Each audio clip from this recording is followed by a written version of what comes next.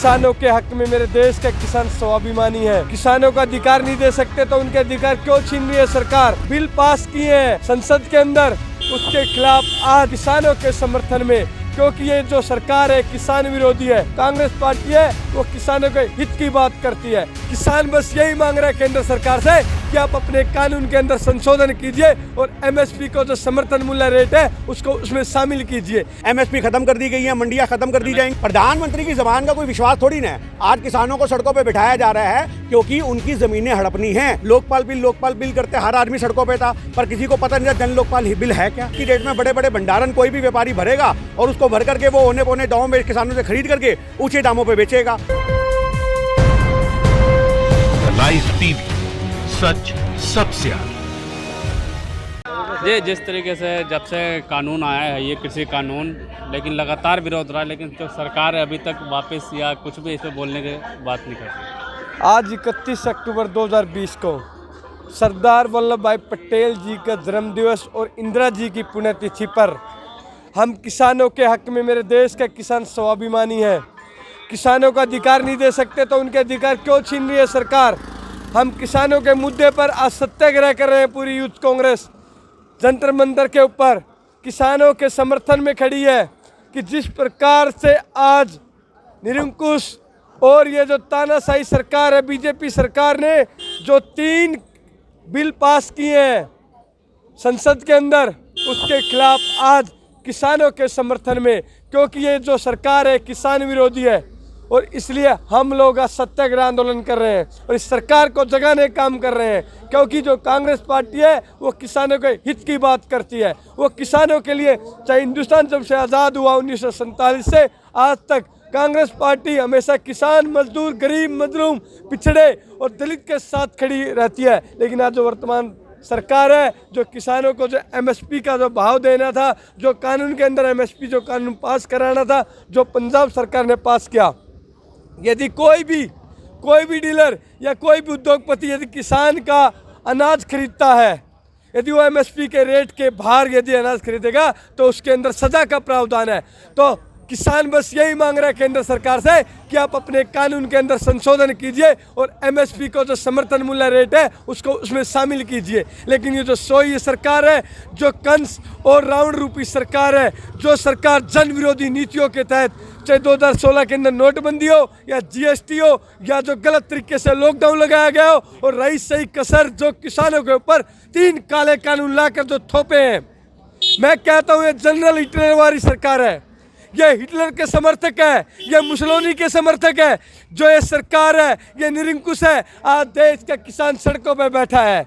तो आज मैं यही गुहार लगाता हूँ इस सरकार से, वर्तमान सरकार से, कि आप देश के अन्नदाता के बारे में सोचिए। वो मेरे देश का अन्नदाता जो देश के भूखे करोड़ों 130 से 135 करोड़ जनता का पेट भरता है, जो सर्दी हो, गर्मी हो, बरसात हो, कोई भी मौसम हो, खेत में खड़ा होकर पानी देता है, अनाज पैदा करता है और इस देश की भूख मिटाने का काम करता है। लेकिन आज ये जो देश विरोधी ताकतें, जो ये जन विरोधी और किसान विरोधी सरकार है, इन सरकारों ने जो काले कानून लाकर काला कानून लाने का काम किया है, हम इसको जगाने का काम करेंगे। हम अंत तक, जब तक इस बिल के अंदर संशोधन नहीं हो जाता तब तक ये लड़ाई रखेंगे। क्या कहेंगे कानून के बारे में? लेकिन सरकार तो अक्सर कहती है कि जो भी कानून है ये किसानों के हित के लिए है। देखिए जी, किसानों का हित तो सिर्फ सरकार को दिख रहा है। आज जो सरकार है, आप एक बात बताइए, 3 बिल बनाए हैं इन्होंने। आज उन 3 बिलों के बारे में आप बीजेपी के अगर प्रवक्ताओं से भी पूछोगे ना, उनको इसकी डेप्थनेस नहीं पता। आप ये सोचिए, मतलब उनको बिल पास करने से मतलब था, किसी को नहीं पता। ऐसे ही हमने अन्ना जी के अनशन के वक्त देखा था, लोकपाल बिल करते हर आदमी सड़कों पे था, पर किसी को पता नहीं था जन लोकपाल बिल है क्या। तो आज ऐसे ही जो बिल किसानों के बनाए गए हैं उसके बारे में बीजेपी के खुद कार्यकर्ताओं को नहीं पता कि वो बिल क्या हैं, तो इसलिए वो समर्थन कर रहे हैं। जब उनको पता ही नहीं है कि इस बिलों में है क्या अंदर, तो वो समर्थन तो करेंगे। बट एक्चुअल बात ये है कि जो वो 3 बिल बनाए गए हैं, एक बिल है जमाखोरी का, यानी कि जो 1955 के अंदर एसेंशियल गुड्स को एक सीमितता में रखा गया था कि आप उससे ज़्यादा जमा नहीं कर सकते, इन्होंने वो सीमितता खत्म कर दी। यानी कि आज की डेट में बड़े बड़े भंडारण कोई भी व्यापारी भरेगा और उसको भर करके वो औने पौने दामों में किसानों से खरीद करके ऊँचे दामों पर बेचेगा। दूसरा जो बिल इन्होंने पास किया वो कॉन्ट्रैक्ट फार्मिंग का। कॉन्ट्रैक्ट फार्मिंग में क्या किया गया? कॉन्ट्रैक्ट फार्मिंग में एक किसान को फसल उगाने से पहले ही एक व्यापारी के साथ अनुबंध करवा दिया जाएगा कि भैया वो कहेगा तेरी इस जमीन के ऊपर जो फसल उगेगी मैं तेरे को इतना दाम दूंगा। अब एक मान लीजिए बात, आप एक किसान है और आपसे एक अनुबंध कर लिया जाता है और मैं आपसे अनुबंध करता हूं, बाद में मैं ही मुकर जाऊं कि आपकी जो फसल की क्वालिटी है वो उतनी बढ़िया है ही नहीं, मैं आपको वो बिल मैं आपको उतना पैसा क्यों दूं? तो वो लिख के देगी ना तो वो लिख के देगी, पर अगर क्वालिटी की बात आ जाएगी तो वो 2 मिनट में मुकर जाएंगे। आज एक बात बताइए, उसको लेकर के आप कहाँ जाएंगे? आप उसको लेकर के कोर्ट भी नहीं जा सकते।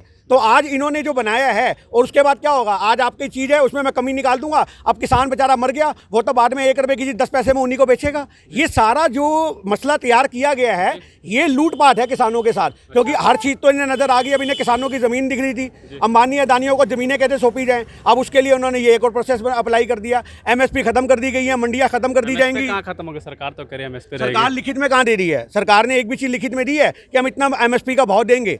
MSP क्या होती है? Minimum support price. प्रधानमंत्री जो कह रहे हैं ना, प्रधानमंत्री की जबान का कोई विश्वास थोड़ी ना है, वो तो पता नहीं कितना कुछ कहते हैं, उनकी कोई बातें अप्लाई होती हैं। वो तो ये कहते थे 50 दिन के अंदर अगर काला धन नहीं आया या 50 दिन के अंदर नोटबंदी से हम लोगों को एक वो नहीं दे सके आराम, तो मुझे जिस चौक पे कहोगे मुझे लटका देना। कुछ हो पाया? इतनी उनके आसपास सिक्योरिटी घूमती है, प्रधानमंत्री जो कुछ भी कह देते हैं वो तो उनके कहने की बात है ना, आप तो उनका बाल भी वाका नहीं कर सकते। तो हम भी ये नहीं कह रहे, प्रधानमंत्री सम्मानीय एक पोस्ट पे बैठे हैं, पर ऐसे झूठे मूठे वादे करना कहीं की समझदारी नहीं होती। आज किसानों को कमज़ोर कर दिया गया है। आज इतने किसान बैठे हैं, क्यों बैठे हैं किसान? क्या वो किसान अपनी मर्जी से सड़कों पे बैठे हैं? आज किसानों को सड़कों पे बिठाया जा रहा है क्योंकि उनकी ज़मीनें हड़पनी हैं, और ये कॉन्ट्रैक्ट फार्मिंग एक बहुत अच्छा फार्मूला है ज़मीनें हड़पने का।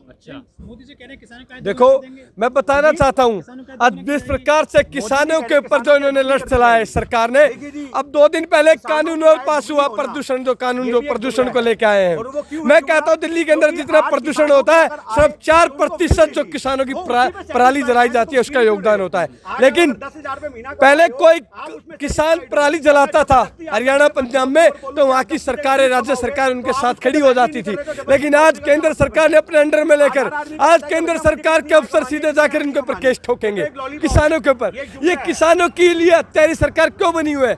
इनको देखना चाहिए दिल्ली में जिस प्रकार से प्रदूषण में गाड़ियों की, उद्योग धंधों की और जो भीड़ बढ़ रही है दिल्ली के अंदर, वो चीजें जिम्मेदार है। पराली तो सिर्फ 4% जिम्मेदार है, लेकिन ये सरकारें हैं। अब लगातार किसानों पे लगते रहे, चाहे दिल्ली सरकार हो चाहे केंद्र सरकार। देखो, दिल्ली के अंदर जो भतीजे की सरकार, ऊपर जो केंद्र में चाचा की सरकार है, चाचा भतीजे की सरकार है, कुत्ते के ऊपर कुत्ता डालने का काम करती है। मतलब बंदर बिल्ली की लड़ाई देखी आपने? हम देखते पूरी दिल्ली में पोस्टरबाजी हो रही है किस चीज की, कि 13,000 करोड़ रुपया MCD के कौन नहीं दे रहा? केजरीवाल के डिप्टी, जो केजरीवाल की पार्टी के जो डिप्टी चीफ मिनिस्टर है, डिप्टी उप मुख्यमंत्री जी मनीष सिसोदिया जी कहते हैं कि 8,600 करोड़ रुपया हमने MCD से लेना है। पिस कौन रही है? 2 सांडों की लड़ाई में कौन मर रहा है? आम जनता। सांड लड़ रहे हैं, जनता पिस रही है। जनता जाए किसके पास जाए? आज MCD स्कूल के चाहे टीचर हो या दिल्ली जो MCD के जितने भी हॉस्पिटल है, उनके डॉक्टर हैं, नर्सिस है, सफाई कर्मचारी है, उनको तनख्वाह नहीं मिल रही। वो पिछले कई महीनों से धरना प्रदर्शन पे बैठे हैं, लेकिन लोग कहाँ जाए? इससे पहले भी दिल्ली के अंदर 15 साल कांग्रेस की सरकार रही, हमारे ओपोजिशन में 10 साल तक MCD BJP रही, कभी ऐसी लड़ाई नहीं देखी। लेकिन ये जो चाचा भतीजे की सरकार है वो उसके ऊपर फेंक देता है, वो उसके ऊपर फेंक देता है। एक ने तो हिंदू मुस्लिम और जो हिंदू मुस्लिम के ऊपर करके लोगों के दिमाग के, लोगों के अंदर नफरत फैला के सरकार बना दी। एक इंसान ने फ्री की रेवड़ियाँ बांटकर, जो फ्री की रेवड़ियाँ बांटकर ना नौकरी है, नौकरी नहीं है तो छोकरी भी नहीं है। ये भी ध्यान रख ले, मेरे देश का युवा भी आज सड़कों पे घूम रहा है। क्योंकि हर कोई जो बेटी का बाप होता है ना, अपनी बेटी के लिए दामाद देखने के लिए जाता है, बच्चा क्या करता है? नौकरी नहीं करता तो छोकरी कहाँ है? तो ये एक बहुत बड़ी समस्या देखी जाए। लेकिन मैं कहना चाहता हूँ, मेरे देश का अन्नदाता, मेरे देश का किसान, जो किसान अधिकार दिवस जो 31 अक्टूबर 2020 को मना रहे हैं, जो सत्याग्रह आंदोलन है, ये सरकार के खिलाफ एक कील की ताबूत के अंदर कील साबित होगा। लाइव टीवी, सच सबसे आगे।